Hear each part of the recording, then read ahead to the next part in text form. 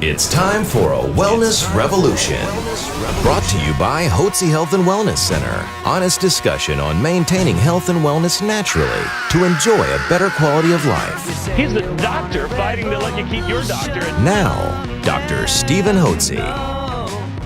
Welcome to Dr. Hotze's Wellness Revolution. This is Stacey Banfield here with Dr. Stephen Hotze, founder of the Hotze Health and Wellness Center. And if you have not downloaded our podcasts yet, please do so. All you have to do is go to hotzepodcast.com. That's Hotze podcast.com. I am so excited about this show, Dr. Hotze. We finally have Dr. Joel Fuhrman on the program. And not only do we recommend his book all the time to our guests, isn't that right? Right. One of his famous books, right. Eat to Live.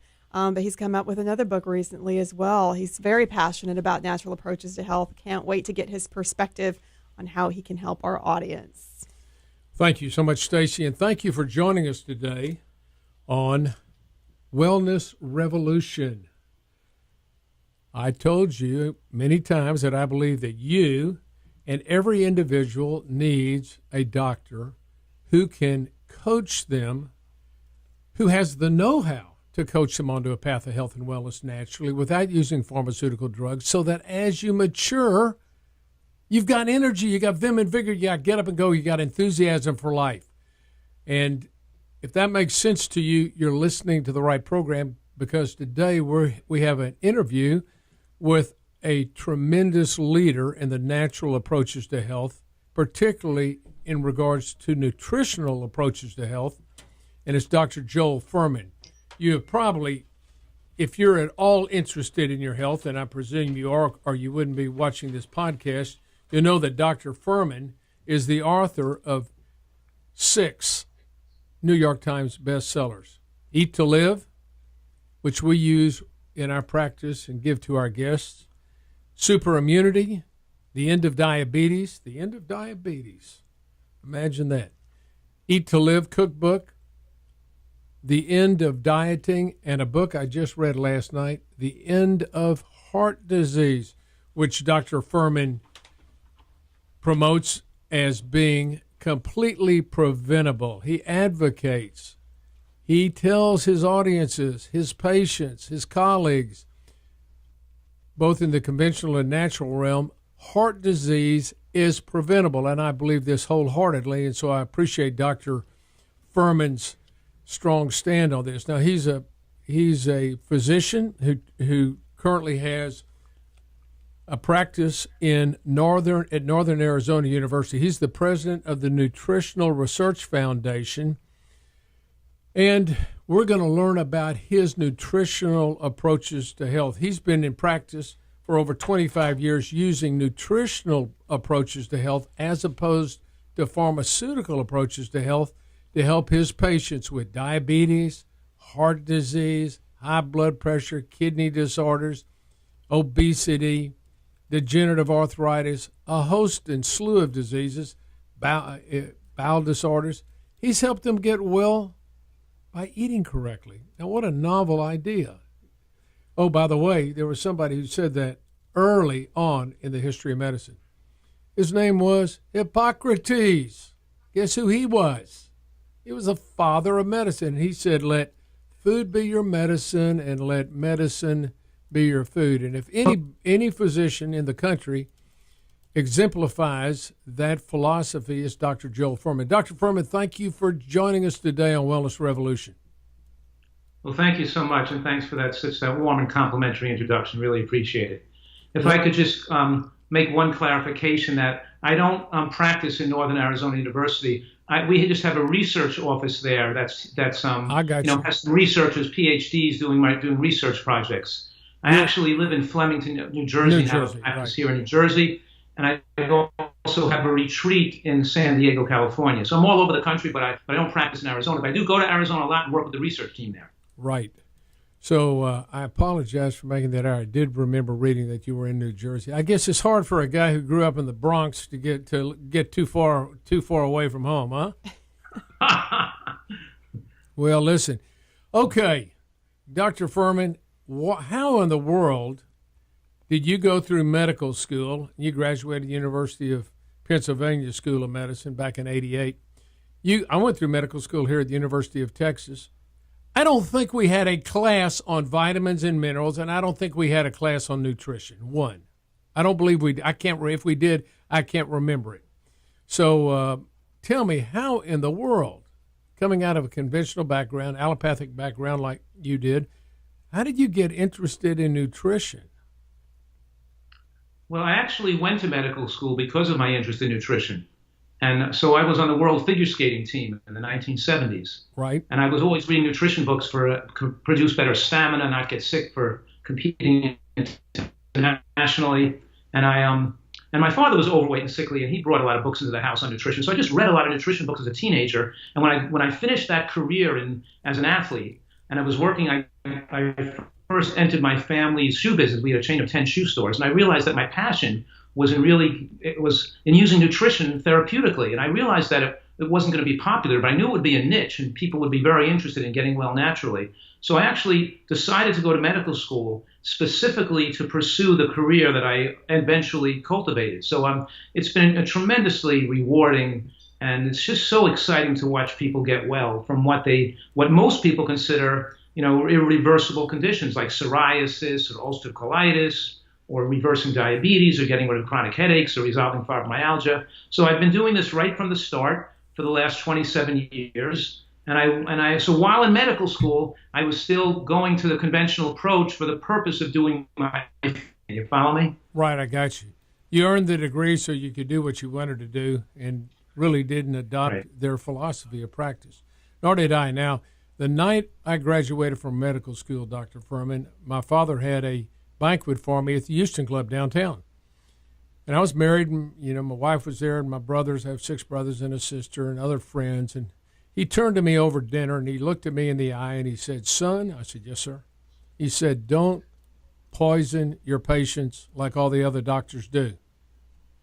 And he planted that seed in my brain that ultimately, 12 or 14 years later, gave birth to the Hotze Health and Wellness Center, where we do natural approaches to health like you do, and are totally opposed to the pharmaceutical approach, which we believe is killing Americans. It's just so bad what's happening out there in the world today. And in reading your book, it just made me all the more livid about what's happening, because you have adopted an approach to treating a plethora of health problems with food.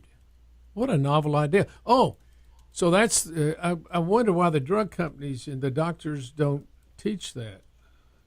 Maybe because you can't slap a patent on it. You can't slap a patent, and you can't charge huge fees for doing this. Most physicians treat the disease with either surgery or drugs. And Dr. Fuhrman treats the problems with food. So let's talk about that. Tell us about your approach to food, your approach to health. The common health problems people see as they get older. They get overweight. The vast majority of Americans are overweight, 70%. They've got diabetes or pre-diabetic syndromes. They're all metformin or Vandy, a host of other drugs. They've got high blood pressure. They've got developing or have coronary artery disease. They got kidney disorders, poor function of the kidneys. They got degenerative arthritis. They're having strokes. They're getting Alzheimer's disease. They're getting recurrent chronic illnesses. They got bowel disorders. They've got they've got Crohn's disease. They've got a host of problems. They got skin disorders. How do you handle a patient that comes in? How can you help them with food? Well, that's really the crux of all this, is that when you're sick with obesity and diabetes and heart disease and those issues you mentioned, it's aging your body prematurely, but it's also aging your brain. And your brain may even be the worst thing here, because there's a relationship between not just losing your intelligence and your memory, but also losing your excitement about life, your creativity, and having a mild form of depression called dysthymia. What I'm saying right now is that processed foods and fake foods and the conventional way of eating leads to depression, but it also leads to people to being sad and not being happy with their life. So they're sick, they can't think straight, they can't do the things they used to do, they have a poor quality of life, and people are suffering needlessly. And then they go to doctors and they add medications which we know cause cancer on top of their underlying illnesses. So it's barbaric. And what I'm saying right now is I give people hope. And what we're talking about right now is letting people know that they don't have to be diabetic, they don't have to have strokes, they don't have to be on high blood pressure medication the rest of their life. They can normalize their blood pressure in a few months. and they can protect themselves from cancer and heart disease and dementia and strokes. But also what goes along with that is maintaining your memory, your intelligence, your creativity, and your happiness, your ability to truly enjoy the golden years. And that's why all the people that have really learned the techniques that I teach, which is all about making healthy food taste fantastic, and you're not losing enjoyment in life. But the point I'm making right now is it's so rewarding to see these people turn their health around. And it's so tragic to see what happens in conventional medical circles when people are just giving a pill, and then we see these people almost like they're in prison to their food addiction, and they're prisoners to medical care, and they're prisoners to the medical problems they suffer with as they get older, and the quality of life is very poor. Well, you mentioned something in the book that I thought was very telling, and you talked about the law of cause and effects. And I want our guests and patients and listeners right now to listen to Dr. Fuhrman explain what he just talked about in terms of cause and effect. There's a law. For every effect, something caused that to occur. So tell our listeners, tell them if they've got these disorders, what's causing the problem? You know, the underlying theme of what we're talking about today is that these diseases that afflict Americans are not natural. They're not predominantly genetic. They're not the inevitable consequence of aging. We're supposed to be living a life from birth to a later death of 100 years old in great health, being able to be fully physical and fully active. And what we've accepted as normal is so sickly that people after the age of 60 are so unable to do anything in their lives. They're just about couch potatoes, and they start to lose their intelligence by age 70. The point I'm making right now is that excellent nutrition just puts back our body's natural, miraculous self-healing and self-protective immune system. We're not supposed to be getting sicknesses. And when we eat poorly, and the American diet, by the way, is 55% of calories from processed foods, 33% from animal products, and about 5% from colorful plant foods with all those phytochemicals and antioxidants. What I'm saying is that this acronym, GBOMBS, GBOMBS, greens, beans, onions, mushrooms, berries, seeds, that when we eat this cornucopia and we fill our body with antioxidants and chemicals, and there's thousands of them in natural food, then it protects our brain against aging. We maintain our memory and our intelligence through a whole life. Your brain is made to go more than 100 years. Your heart is made to go more than 100 years. You could take it out of your body and put it in a younger person. It can live another 50 years. It can live to be 150 or 200 years, your heart, if you didn't clog it up with plaque. What I'm saying right now is that these diseases don't have to happen. And with nutritional excellence, we can have our average lifespan be so much longer, around 100 years old, and have excellent health, a very excellent health between 80 and 100 to really enjoy our life. It's not that hard to do. And you enjoy life more and you enjoy eating more. And the food you actually taste and smell improves, so the food tastes better. And people deaden their taste buds with the American diet, with overly salting, overly sugaring, overly flavoring things, and they can't even taste the natural food anymore. It has no flavor. And they're listening to me talk, and they're listening to this show, and they're thinking, oh, I might want to improve my health and eat a little better, but no way I'm going to give up the things I love to eat. I'd rather die younger than give up the things I love to eat. And they don't realize that their enjoyment of food enhances, but gets better when you're eating a healthy diet, because your taste gets better and your smell gets better, and you lose taste as you age, and you lose taste as your health ages and your medical problems start to multiply. Your taste goes too, so you can't taste or smell food very well. So people are not enjoying their life more by living on the American dangerous diet. They're enjoying their life less, and I wanted to make that clear. So I'm telling people that not only are these diseases preventable, but they're reversible. That your diabetes goes away within a few months, you're off your blood pressure medications, your heart disease melts away, your chronic headaches, your skin clears, your thought processing improves, and nutritional excellence is powerfully therapeutic, and much more powerfully therapeutic than medications are. Well, that is well stated. Very powerful. Now, you call yourself a nutritarian. Explain that. That's right. A nutritarian, the word nutritarian means eating a diet rich in all the nutrients that humans need to have good health, because most Americans they're actually ubiquitously deficient in micronutrients from not eating sufficient high nutrient foods. And I just want to say the foundational principle nutritarian diet, is the only proven methodology to slow aging and extend human lifespan is moderate caloric restriction in an environment of micronutrient excellence. Now, to say that the other way around is I'm saying right now that when your diet is very rich in antioxidants and phytochemicals, when it has that full symphony of nutrients it's supposed to have, it naturally suppresses your appetite, so you no longer want to overeat. And when you eat a diet that's nutritionally poor, you become a food craving machine, and you can't stop eating, and you feel fatigued and weak and shaky and headachy if you don't keep overeating calories.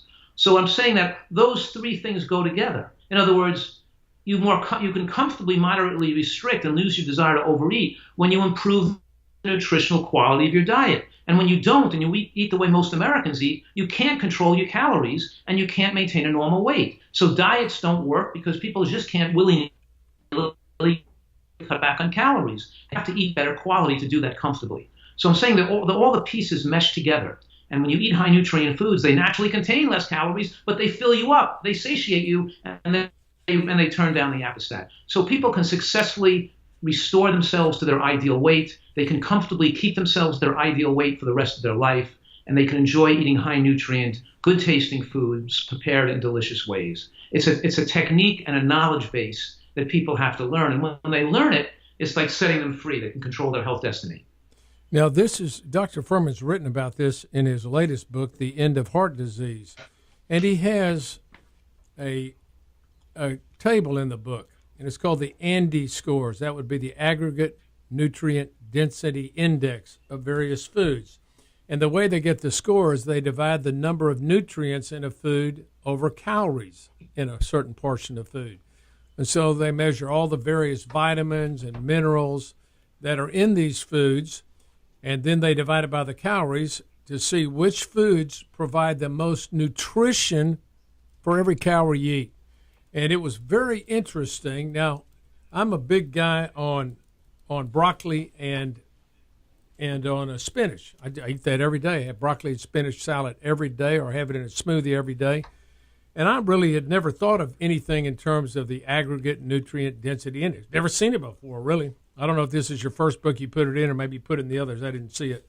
Anyway, so the score, nutrition over calories. I'll start at the bottom of the list.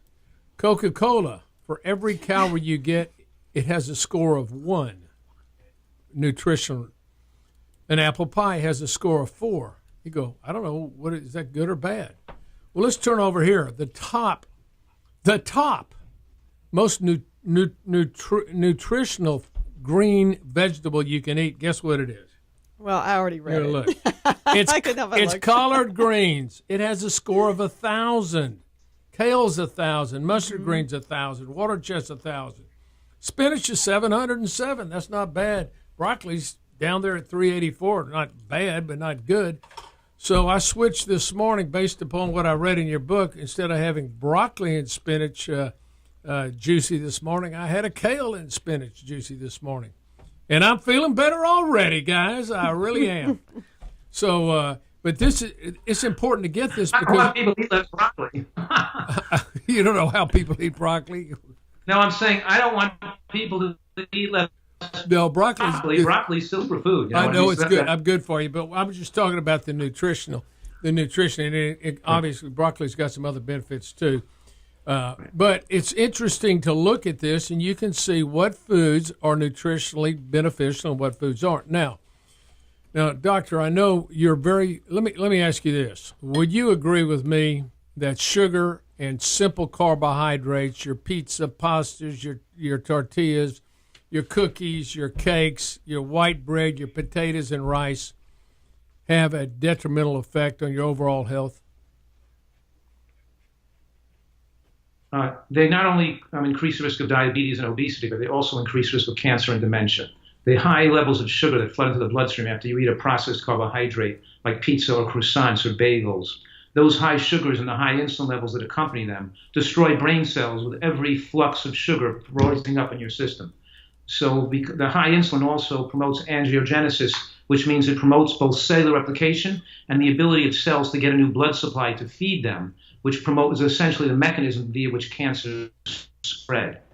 So yes, I'm saying that pizza and bagels and croissants and donuts and honey and maple syrup as well, that we should get our sweeteners from fresh fruit and some dried fruits, because the way nature designed it, it slows the absorption of glucose and you don't need as much of an insulin response. It seems like, a peach might be very sweet or a berry might be sweet, but there's a different biological effect when you eat a piece of fruit than when you have those high simple carbohydrates, as you mentioned.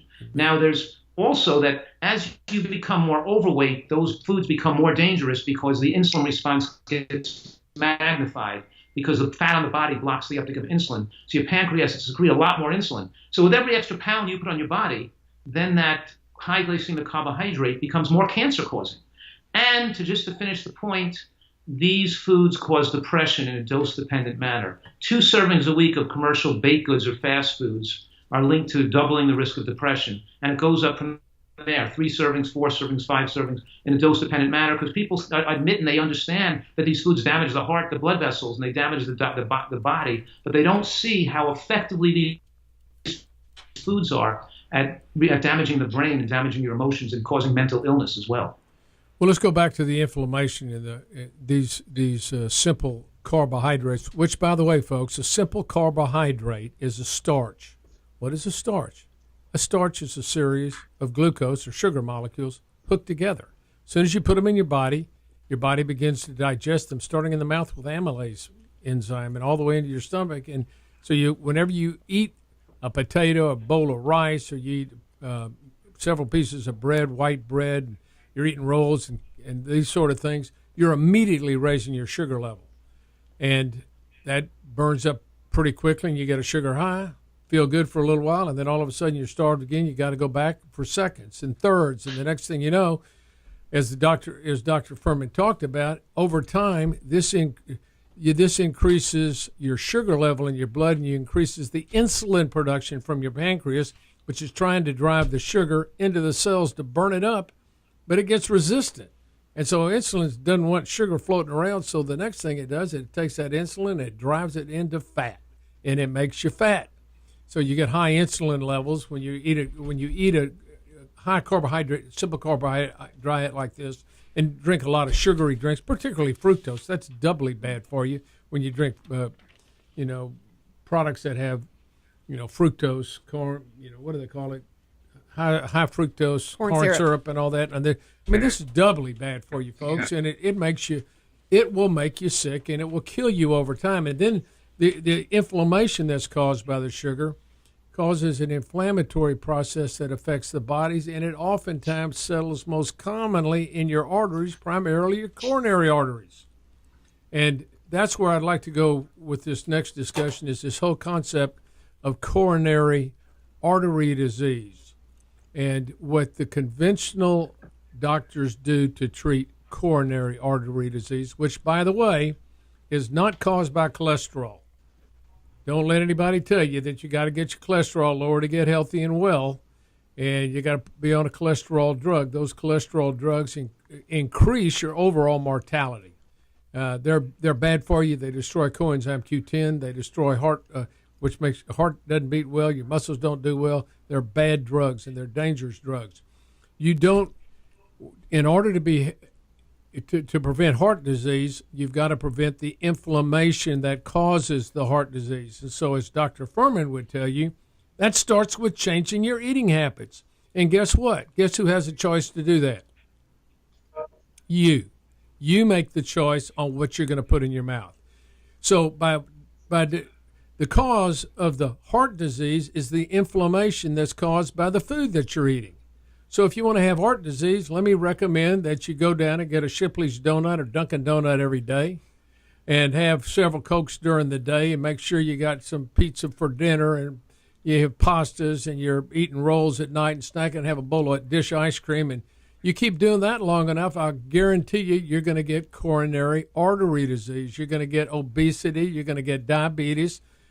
You're going to get strokes. You're going to be a sick puppy dog. And then you're going to end up going to the doctor, your conventional doctor. And he goes, well, I'll tell you what we're going to do. We're going to get you on some drugs. He's going to put you on a diuretic, and you're going to pee off magnesium, and your pressure is going to go higher. So he's going to add a beta blocker or a calcium channel blocker or ACE inhibitor, and then he's going to give you something for your sleep, and maybe he thinks you're depressed, you're on an antidepressant, your joints hurt, you're on anti-inflammatories, which cause increased coronary artery disease, and he's going to make you sicker quicker.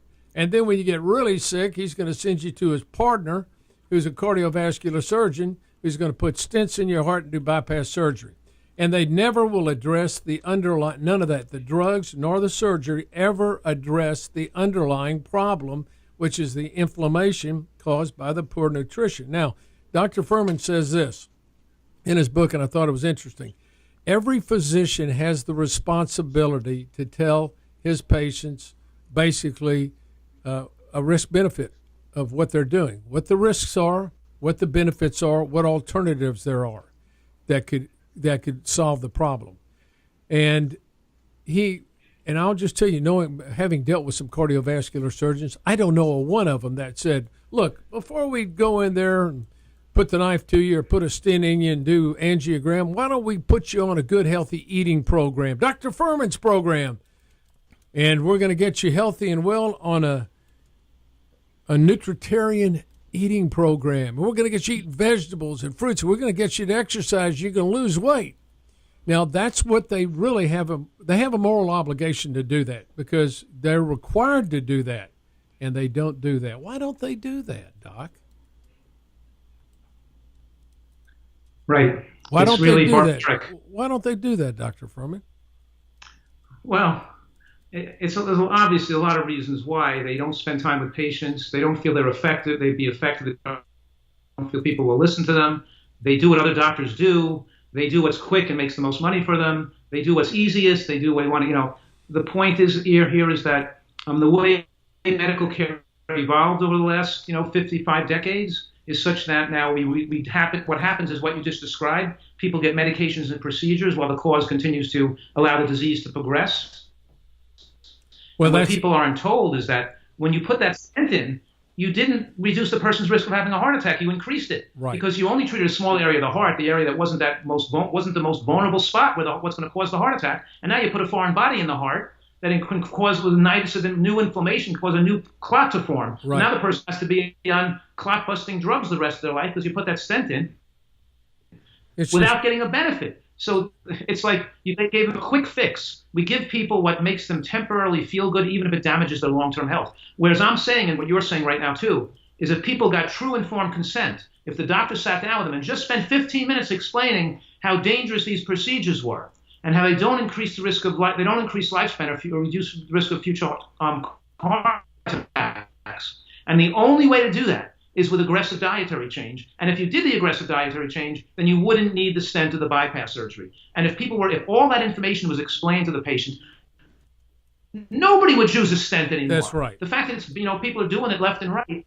it just demonstrates the fact that we're not informing the patients of what they need to know to make a decision.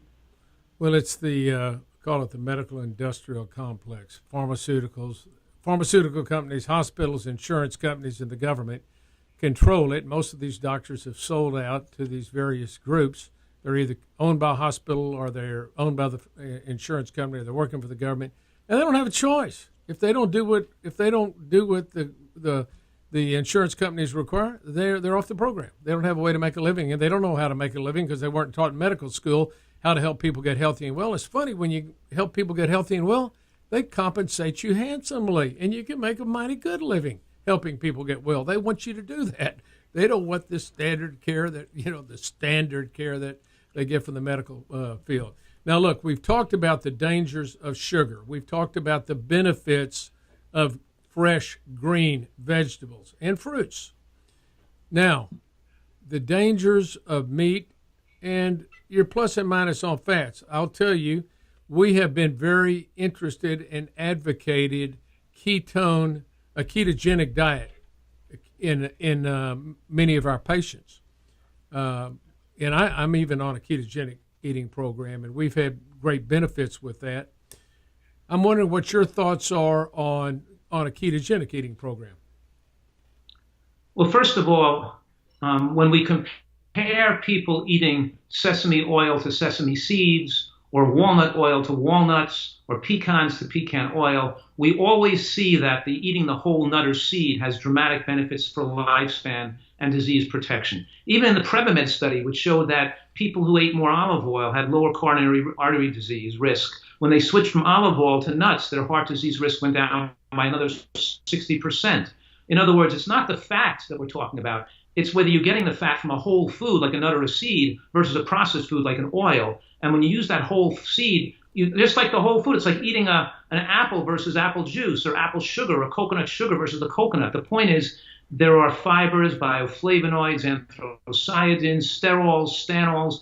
We have to get people to make salad dressings, not by putting oil in vinegar, but by blending nuts and seeds with the vinegar and the other flavorings. It makes a completely different biological outcome. So I think that what we're talking here is that even when we're talking about carbohydrates, that beans are linked in all the blue zones to longer life. Beans are linked in all the massive studies, like the Physicians and Nurses Health Study, to dramatically lower rates of cancer and longer lifespan. That we give more credence to studies that have large thousands of people, many thousands of people that went for decades, and look at hard endpoints like death or heart attack rates or cancer diagnoses.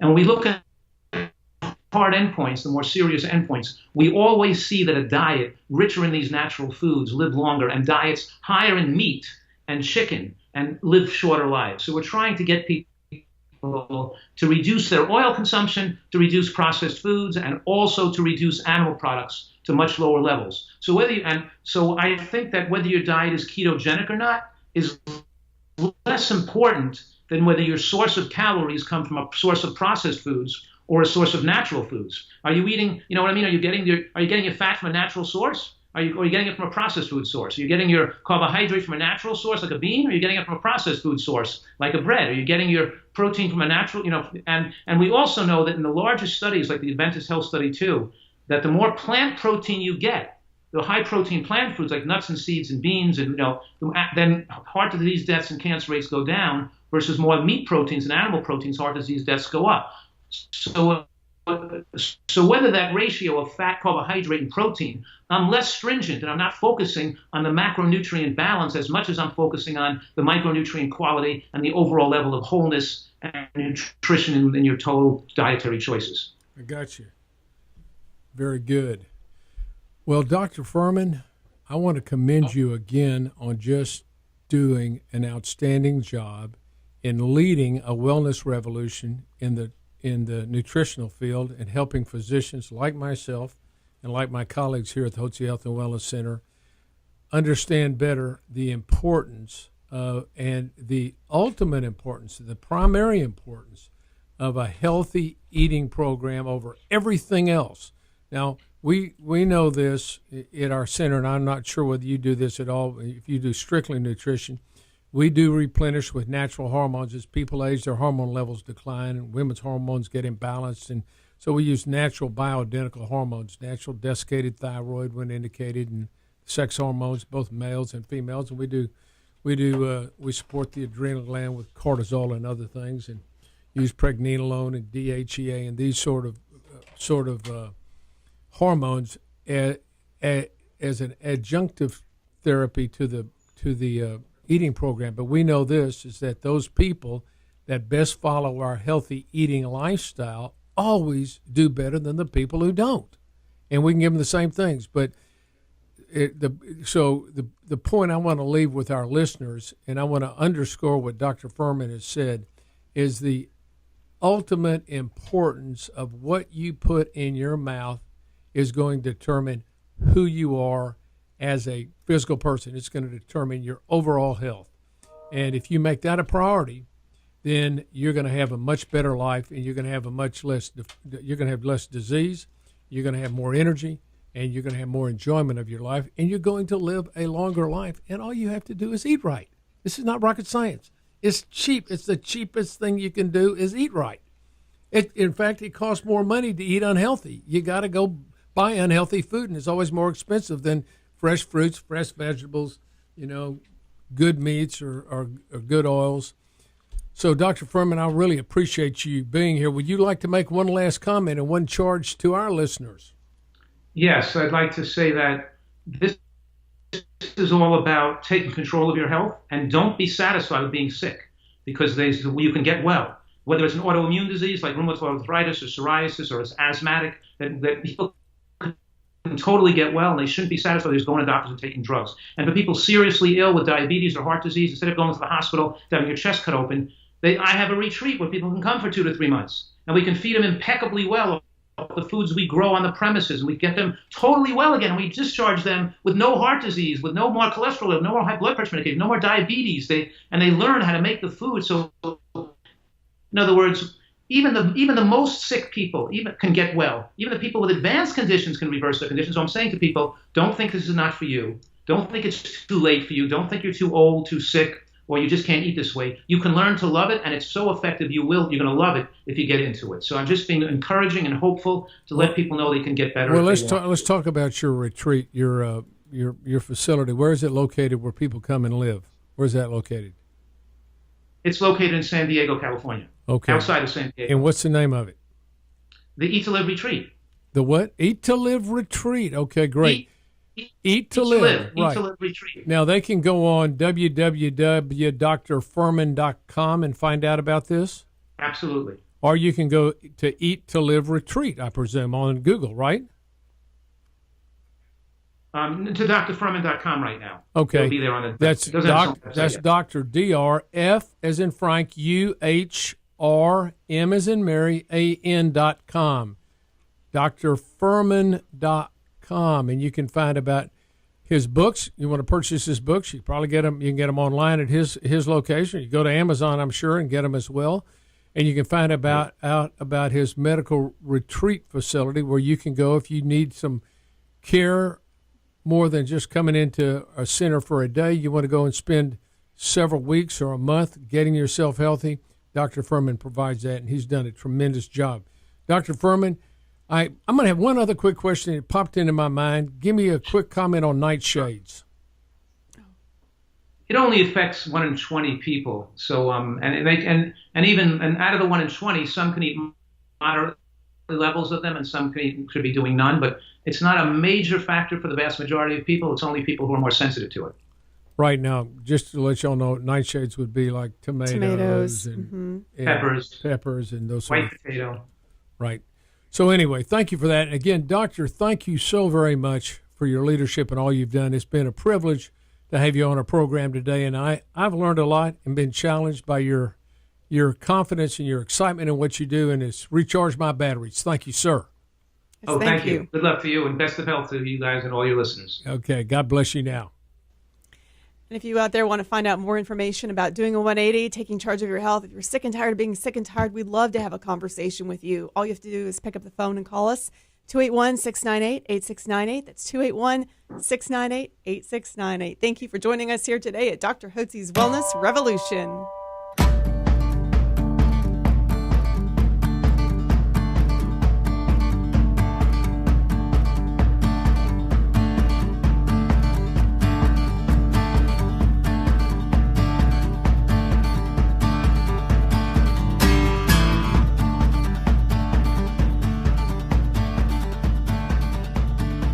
Information provided on this radio program is neither intended nor implied to be a substitute for professional medical advice and is not intended to replace the services of a physician, nor does it constitute a doctor-patient relationship. You should not use information from this radio program to diagnose or treat a health problem or disease without consulting with a qualified healthcare provider. If you have or suspect you have an urgent medical problem, promptly contact a professional healthcare provider or call 911. Dr. Hotze's Wellness Revolution radio program advises you to always seek the advice of a physician or other qualified health provider prior to starting any new treatment or with any questions you may have regarding a medical condition. Any application of the recommendations from this radio program is at the listener's discretion.